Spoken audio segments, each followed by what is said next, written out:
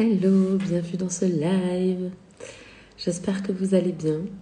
Je suis Sandrine Carl. Il est 22h38 et je suis à la bergerie du Fenouiller. C'est un endroit que j'aime beaucoup.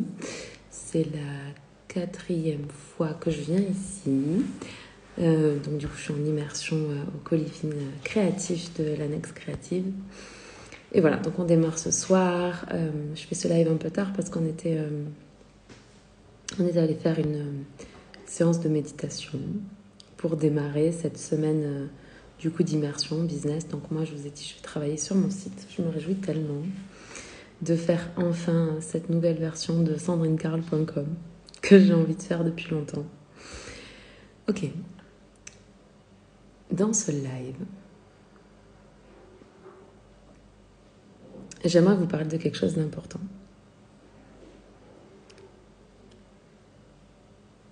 Dans le milieu du développement personnel, il y a comme une curiosité, un désir de croître, de se développer. Et des fois, je peux observer chez mes clientes ou chez d'autres personnes que je rencontre la précipitation dans le fait de partager quelque chose qu'on vient de comprendre ou d'apprendre. C'est comme on lit quelque chose et on se dit « Ah, il y a un moustique, j'espère qu'il ne va pas venir me piquer ». On découvre quelque chose et on se dit « Ah, ben oui, ça fait tellement de sens ce truc-là et du coup, je vais en parler, du coup, je vais créer un programme là-dessus ». Mais en fait, il y a une très grande différence entre comprendre quelque chose mentalement et avoir descendu l'information dans son corps, c'est-à-dire avoir vécu l'expérience de ce truc-là, avoir incarné ce que vous avez compris mentalement. Dans ma vie, et je pense que c'est une des raisons pour lesquelles j'ai tellement de résultats dans mes accompagnements et de transformation, c'est parce qu'il y a beaucoup de choses, énormément de choses que j'ai vécues, que j'ai compris avant de le lire ou avant que quelqu'un m'explique. Ça m'arrive tellement souvent. Je comprends des choses, je les partage, je les comprends, je les vis, je les transforme et je les partage. Hello, bienvenue dans ce live. Walid, j'espère que tu vas bien. J'espère que je prononce bien ton prénom aussi. Je parle doucement parce que du coup, comme je vous disais, on est dans une immersion, donc dans un gîte. Et du coup, voilà, je veux pas déranger mes copines qui sont en train de se préparer à aller se coucher. Ouais, c'est ça. Il y a beaucoup de choses dans ma vie où la vie m'a appris des choses que maintenant je lis. Par exemple, un truc qui était très drôle, c'est que j'ai très vite compris, j'avais la vingtaine. J'ai très vite compris que dans la vie, si tu juges quelqu'un, parce que je suis un être humain, donc moi aussi j'ai jugé, je juge de moins en moins, ça m'arrive encore, c'est ok, je suis un être humain. Après, je prends la distance par rapport à mon présupposé de départ, mais n'empêche que voilà, ça m'arrive encore. Mais quand j'étais plus jeune, j'avais une vingtaine d'années, et j'ai rencontré une jeune femme qui était dans une situation particulière, et j'ai jugé cette situation du haut de mes 20 ans de vie. Ça me fait tellement rire. Et du coup, la vie m'a présenté la même situation. Histoire que je puisse comprendre que dans la vie, on ne peut pas juger quelque chose qu'on n'a pas vécu. Et que dès lors qu'on le juge, ou la vie elle va nous présenter l'occasion pour nous d'entrer dans notre humilité. Oui, tu le prononces bien et merci pour ton live et tout l'apprentissage qu'on reçoit de toi. Un immense plaisir. Merci pour ton commentaire. Merci infiniment. Oui, c'est ça. Donc,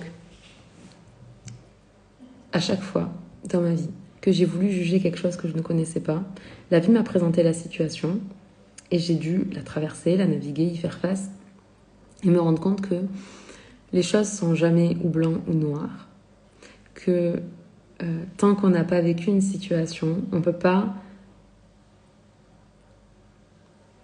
véritablement comprendre ce que l'autre est en train de traverser.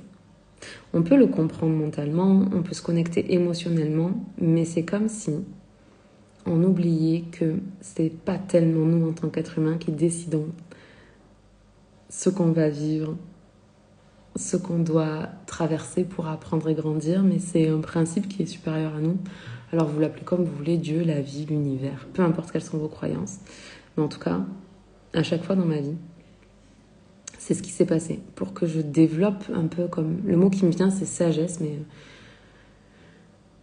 Voilà, pour que je développe ma sagesse, parce que je crois que tous en tant qu'être humain, ce qu'on est venu, c'est sortir du plan mental, de tout comprendre et tout contrôler. Et c'est un travail pour moi au quotidien. Hein. J'ai une tendance à avoir besoin de contrôler les choses. Hein. Et j'apprends à contrôler de moins en moins. Mais bref, en tout cas, je crois profondément que la vie, elle nous fait toujours traverser ce qu'on traverse pour que on puisse sortir du plan mental et se connecter au plan spirituel. Sortir du plan mental et se connecter au plan spirituel. Et la meilleure façon qu'a la vie de nous amener à ça, c'est de nous faire vivre des expériences. Et surtout des expériences pour lesquelles on a eu un jugement ou un avis. Et puis, je me suis aussi rendu compte que quand on jugeait aussi les autres ou les situations, on se jugeait également. Par exemple, si vous jugez la tenue d'une femme, probablement que vous n'allez pas vous autoriser à vous habiller comme vous en avez vraiment envie. Probablement que vous allez vous limiter dans votre manière de vous habiller, de vous comporter, de parler ou j'en sais rien. Et du coup, vous n'allez pas exprimer votre pure authenticité. Et c'est dommage. Et ça, c'est des choses que j'ai appris au travers de mon expérience, au travers de ce que j'ai traversé. Et ce qui est très drôle, c'est que la semaine dernière, mon chéri m'a offert une boîte, vous savez, des cartes, et c'était sur les 4 accords Toltec, et c'est pour pratiquer les 4 accords Toltec. Voilà. On aime bien ça avec mon chéri, et on essaye de l'appliquer, et comme tous les êtres humains de cette planète, ben on apprend, et on grandit, et on échoue, et on recommence. Et du coup, il m'a offert cette boîte, et tous les matins, on tire une petite carte, et on essaye de rester connecté à cette carte-là et de l'appliquer dans notre quotidien. Et donc, hier ou ce matin, je ne sais plus, j'ai tiré la carte. Alors, je ne me rappelle plus les mots, j'aurais dû la prendre avec moi pour vous la montrer. J'ai tiré cette carte justement qui disait que si tu juges les autres, en fait, tu es en train de te juger toi aussi. Et tu es en train de t'interdire et de te limiter. Et quand je l'ai lu, je me suis dit, ah, c'est pas la première fois, en ce moment ça n'arrête pas. Je veux dire, j'arrête pas de vivre des choses, de les comprendre, de les traverser ou de les avoir traversées précédemment et de les lire et de les comprendre maintenant. Pareil, dans ma spiritualité, il y a des trucs que je fais un peu comme naturellement, je sais pas si on peut dire ça comme ça, qui me viennent en fait naturellement. Et après, il y a des personnes qui sont expertes en spiritualité, en chamanisme, en toutes ces choses-là et qui vont m'expliquer ce que j'ai vu, ressenti ou entendu. Vous voyez ce que je veux dire? Et du coup, mon expérience, c'est ce qui prédomine dans l'expérience de coaching que je propose également. Et je voudrais bien séparer deux choses parce que ça me paraît important. D'un côté, il y a le coaching. Et le coaching, si vous êtes coach, vous n'avez pas nécessairement besoin d'avoir vécu ce que vit votre coaché pour l'accompagner. C'est important de le comprendre.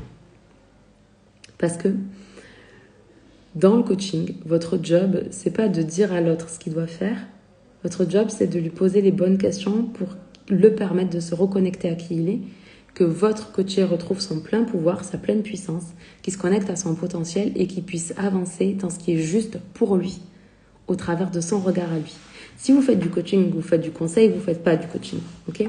Donc, quand on est coach, on n'a pas besoin de, par exemple, si on accompagne, je sais pas, un dirigeant qui génère des millions d'euros et que nous, en tant que coach, on ne génère pas des millions d'euros, on peut quand même accompagner cette personne parce que notre job, c'est de poser des questions pour permettre à cette personne de se connecter à elle pour prendre les bonnes décisions. Maintenant, si on fait du conseil ou du mentorat, là, ce qui est intéressant, c'est d'avoir vécu l'expérience. Parce que quand on vit l'expérience, on comprend ce que je vous disais précédemment, ce que la personne elle traverse, ce à quoi elle est connectée, ce qui vient la déclencher des triggers chez elle, etc., etc.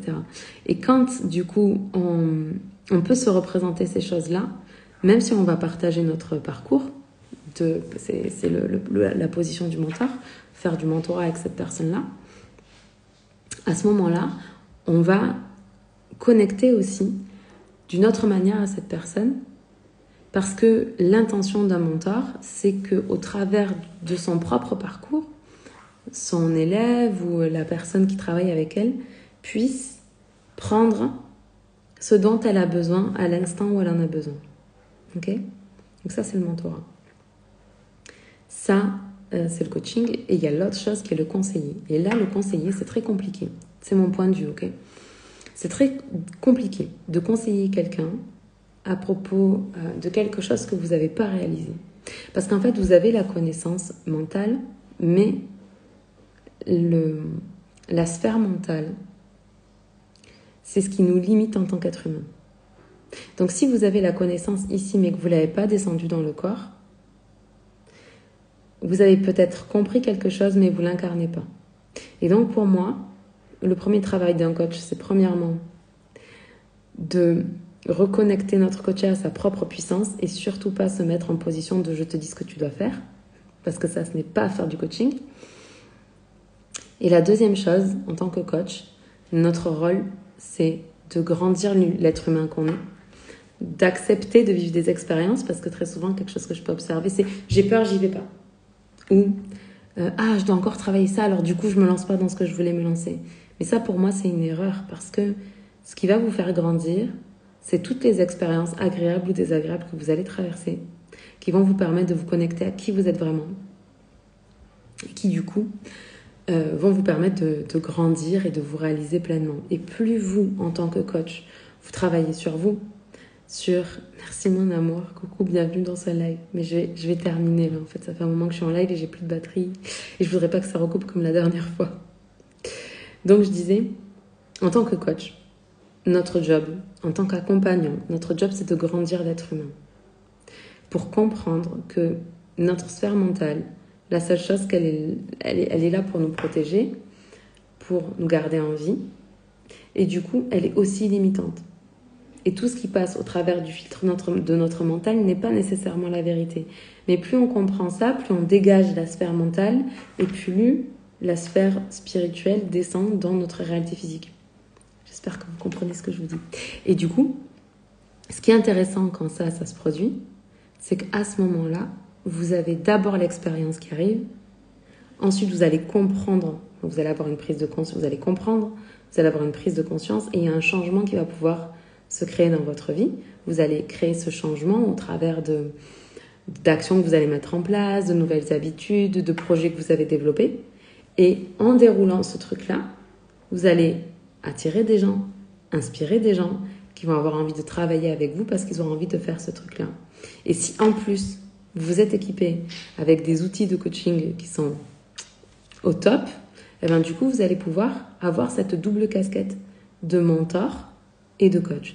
Et je trouve que c'est l'expérience transformative la plus intéressante à vivre pour nous en tant que professionnels, en tant qu'accompagnants, mais à faire vivre aussi aux personnes qu'on accompagne. Parce qu'on est dans une justesse de l'expérience. On est dans une justesse de « ok, je suis un être humain, je ne suis pas qu'un être humain, mais je suis aussi un être humain. Et je te comprends et dans ta sphère divine et dans ta sphère humaine. »